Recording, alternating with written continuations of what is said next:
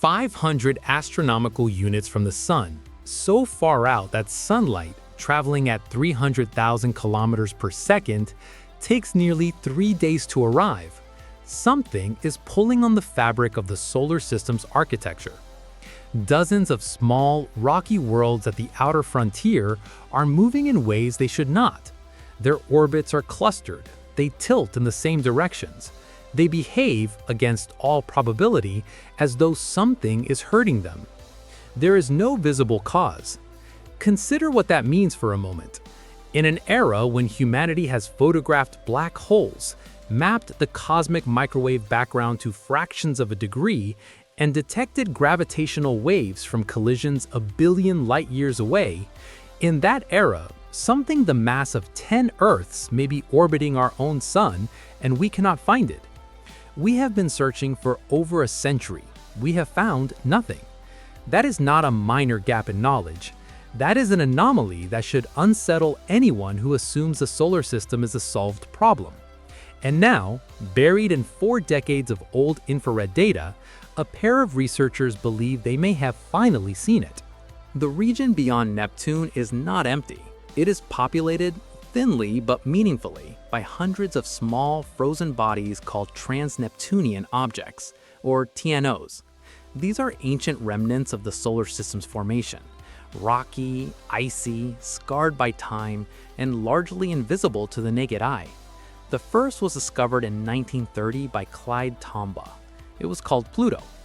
For 60 years, Pluto stood alone.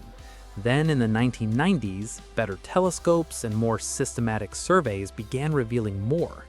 Today, astronomers have cataloged nearly 5,000 TNOs, and the more closely scientists study them, the more troubling their behavior appears. The inflection point came in 2003, when a team led by Caltech's Professor Mike Brown discovered Sedna, a dwarf planet less than half the size of Pluto, on an orbit so elongated and so steeply inclined that it defied easy explanation. If Sedna had been an isolated oddity, it might have been dismissed as a statistical fluke. The solar system is old and chaotic, and flukes happen. But Sedna was not isolated. In the years that followed, more objects with similarly strange orbits emerged. Some moved in retrograde, backwards against the direction of the planets. Many were steeply inclined relative to the plane in which everything else in the solar system orbits. Several followed paths so elongated they appeared almost cometary. The question forced itself forward. Why? Random chance was the first answer considered and the first answer ruled out. The probability that so many objects would independently arrive at such unusual clustered configurations by chance alone is, according to modeling by Brown and his colleague Dr. Konstantin Batygin, approximately 0.000006%. That number is worth sitting with. It does not mean Planet 9 definitely exists. It means that if it does not exist, the alternative is an arrangement of events so improbable it stretches the credibility of coincidence past its breaking point. The mechanism most consistent with the observed clustering is a known gravitational phenomenon called the Lidov-Kozai mechanism, a 3-body interaction in which an inclined orbit, under the influence of a distant massive perturber, progressively exchanges its inclination for eccentricity. The Sun and each TNO are 2 of the 3 bodies. The third, the one doing the perturbing, is inferred but unseen. Brown and Batygin modeled the orbits of 17 TNOs and concluded that the most parsimonious explanation for their collective behavior was a planet-sized object on a vast, elongated orbit far beyond Neptune. They published in 2016. The object was given an informal name, Planet 9. The obvious question, once a candidate location is hypothesized, is why haven't we simply looked there? The answer is instructive and more humbling than it first appears. In the optical spectrum, the brightness of a distant object does not diminish as the square of its distance from Earth, the way most astronomical sources do. It diminishes as the 4th power.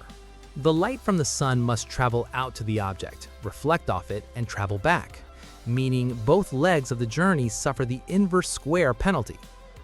a planet at 500 astronomical units would be roughly 160,000 times fainter than the same planet at Earth's distance. Even a world 10 times more massive than Earth at that range would be extraordinarily difficult to detect. Several major optical surveys have made the attempt. The Zwicky Transient Facility, the Dark Energy Survey, Pan-STARRS 1. Between them, these programs have spent years systematically sweeping the sky in the predicted zones for Planet 9. None found a single viable candidate. This failure is not entirely surprising. It is also not entirely reassuring. The parameter space is large, the predicted orbital arc is enormous, and optical surveys are, by their nature, limited.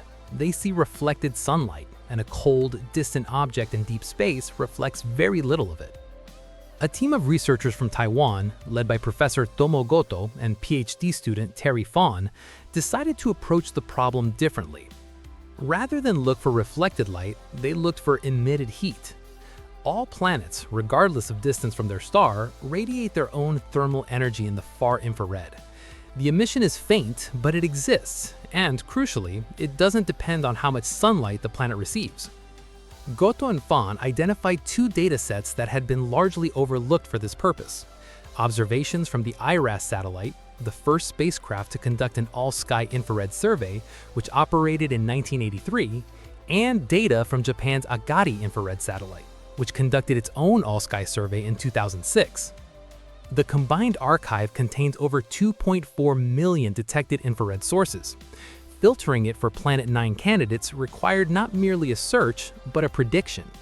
Using the orbital parameters Brown and Bythegan had modeled, a planet between 7 and 17 Earth masses with a closest approach of roughly 280 astronomical units and a farthest extent reaching as far as 1,120, Goto and Fawn estimated where such an object would appear in the IRAS data, how far it would have moved by the time Akari observed the same sky 23 years later, and what its thermal signature would look like in each dataset. An object on a highly elongated orbit spends far more time near its farthest point than near its closest, meaning that if Planet 9 is real, it is most likely to be found, right now, near the far end of its orbit. This concentrated the search to a narrower window, the region between 500 and 700 astronomical units. The filtering was painstaking. From 2.4 million data points, 13 candidates survived. Terry Fawn then reviewed each one by eye. 12 were eliminated. 1 remained. The candidate is not dramatic to look at. In the IRAS image from 1983, there is a faint cluster of 7 pixels slightly warmer than the surrounding infrared background. In the Akari image from 2006, there is a corresponding source that has shifted by 47.5 arc minutes, roughly the width of 1.5 full moons in the sky, in precisely the direction and at precisely the speed that a Planet 9 candidate at that distance would be expected to move. Context is everything. In isolation, these images mean nothing. In the context of a prediction made years before the data was analyzed, they may mean everything. The position, the thermal emission, the proper motion across the sky, all are consistent with the predicted properties of Planet 9. Professor Goto has suggested that if the candidate is confirmed, Fan may complete his PhD ahead of schedule, a remark that, translated from academic understatement, signals considerable confidence in the result. Not everyone shares that confidence unreservedly. Brown and Bythegan themselves have noted a concern. The inclination of the candidate's orbit appears steeper than their model predicts. The orbit is not fully constrained from 2 data points separated by 23 years. A complete orbital solution will require additional observations. And until those observations are made, the candidate remains exactly what it is: a candidate, not a discovery. What is striking, though, is how the candidate came to light, not through a purpose-built survey with a cutting-edge instrument, but through the meticulous re-examination of data that has existed, untouched for this purpose, since the early years of the Reagan administration. The IRAS satellite was launched in 1983. Its data has been publicly archived for decades. Planet 9 may have been sitting in that archive, invisible not because the technology didn't exist to detect it, but because no one had yet asked the right question of the right dataset at the right time. The instrument best positioned to confirm or refute the candidate is the Vera C. Rubin Observatory, currently entering operation in the Chilean Andes. Its camera is the largest ever built for astronomy, 3.2 gigapixels, mounted on an 8.4-meter primary mirror, capable of imaging the entire visible sky every few nights. Its 10-year legacy survey of space and time is expected to detect objects orders of magnitude fainter than any previous optical survey, and to increase the known population of solar system objects by a factor of roughly 100. As Brown himself has noted, if given a budget to build any telescope specifically for finding Planet 9, he would build the Vera Rubin Observatory. That telescope already exists, and it is already observing. GoTo and FAN are not waiting passively for its results. By applying the same methodology to a different filtering parameter, predicted parallax rather than proper motion, they have already identified 2 additional Planet 9 candidates from the Accuray dataset alone. The investigation is, in other words, accelerating. Whatever the outcome of the current leading candidate, a null result will not end the search, it will refine it. Science demands that competing hypotheses be taken seriously, even when one explanation is compelling. And there are at least 3 alternatives to Planet 9 that deserve scrutiny.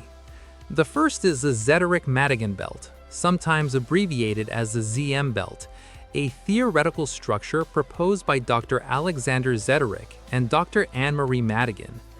2/3 of spiral galaxies, including the Milky Way, are barred spiral galaxies.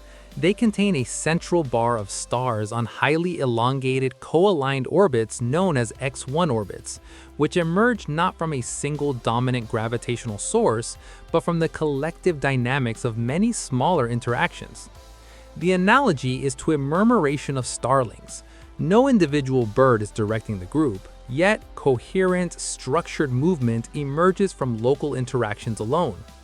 Zeterik and Madigan propose that a similar collective behavior could operate in the outer solar system. If the combined mass of objects in this hypothetical belt exceeds 10 to 20 Earth masses, their mutual gravitational interactions could produce the clustered orbital signatures observed in TNOs, without requiring a single massive body. The Vera Rubin Observatory survey will be sensitive enough to detect this belt if it exists. The 2 hypotheses are, therefore, observationally distinguishable. The second alternative is more dramatic and harder to resolve: a passing star. At some point in the solar system's history, perhaps billions of years ago, a stellar interloper may have passed through or near the outer solar system. Its gravitational influence, even in a brief encounter, could have torqued and twisted the orbits of distant objects in ways that persist to the present day. This hypothesis is unfalsifiable in the strict sense.